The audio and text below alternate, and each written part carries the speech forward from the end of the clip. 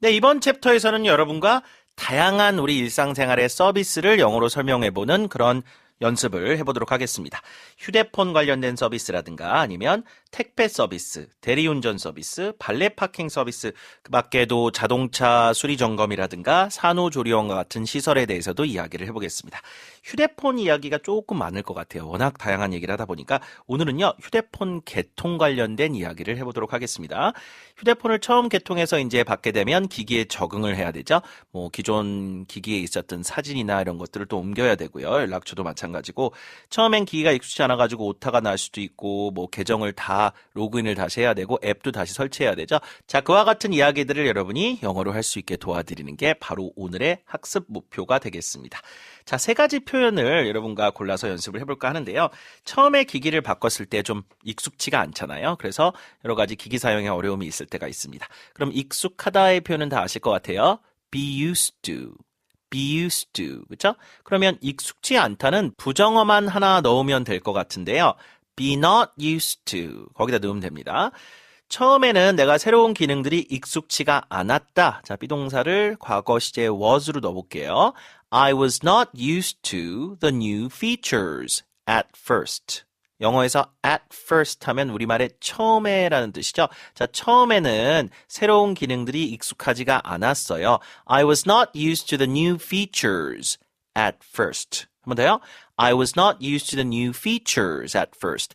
features 자체가 기능이라는 뜻으로 많이 쓰이는 단어입니다.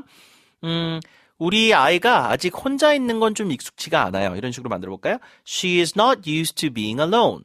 She is not used to being alone. 혹은 우리 강아지가 혼자 있는 걸 잘 못해요. She is not used to being alone. 그렇죠? 이렇게 동물한테도 암수 구분이 될 때는 she나 he를 쓰거든요. 자, 그래서 혼자 있는 것이 익숙치 않다. 나 혼자 여행하는 건 좀 익숙치가 않아요. I am not used to traveling by myself. I am not used to traveling by myself. 자, not에 힘을 살짝 주면서 연습을 해보세요. 부정어는 항상 강세를 주면서 읽으시기 바랍니다. 자, 익숙치 않다. 기계 처음 변경했을 때 여러분이 할 수 있을 법한 얘기였었던 것 같고요. 자, 단말기가 이렇게 변하면 자판이 좀 바뀌는 경우가 있기 때문에 오타가 나는 경우가 있죠. 뭐 여러분이 컴퓨터 같은 거에 뭐 칠 때도 오타가 날 수 있고 오타를 영어로 뭐라고 할까요? typo라고 합니다. 읽어보세요. typo. 자, 그래서 처음에는 내가 오타를 좀 많이 냈다. make a lot of typos. make a lot of typos. 문장에 넣어볼까요? 처음에는 기판이 익숙치 않아서 오타도 많이 났다. I was not used to the keypad, so I made a lot of typos. So I made a lot of typos. 다시 한번. I made a lot of typos. 그죠? 과거 시제로 붙일 수도 있겠죠? 자, 그러면 이렇게도 문장을 만들 수 있을 것 같아요. 나 저 오타 내는 게 너무 싫어. I hate it when I make a lot of typos. 오타가 여기저기 많이 나면 나 너무 싫어. I hate it. it이 들어가야 돼요. I hate it when I make a lot of typos. 상대방한테 오타 많이 나오지 않게 조심해요. Try not to make a lot of typos. Try not to make a lot of typos. 이렇게 쓰시면 됩니다. 그래서 오타를 많이 내다 라는 뜻으로 이 표현 꼭 써보시기 바라고요.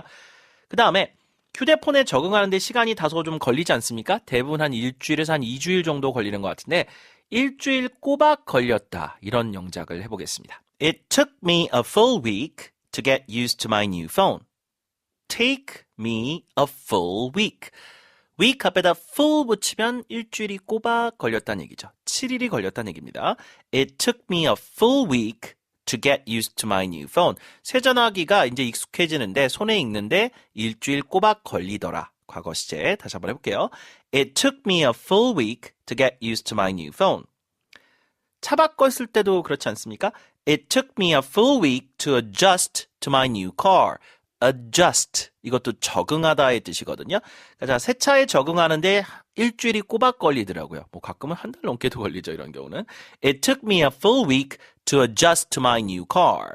반대로 한 달이면 It took me a full month to adjust to my new car. 이렇게 하셔도 되겠죠. 자, 그래서 하나 문장을 더 만들어 볼게요. 예를 들어 이제 몸이 좀 안 좋았다가 회복하는데 시간이 좀 걸렸다 할 때, 야, 감기 걸렸다가 이거 감기 떨어지는데 일주일 꼬박 걸리더라고. It took me a full week to get better. to get better 이렇게 붙여볼 수도 있겠죠. 자, 그렇게 해서 여러분이 이 세 가지 표현 잘 활용을 해보시고요. 휴대폰 개통 당시의 이야기를 영어로 잘 하실 수 있으시길 바랍니다.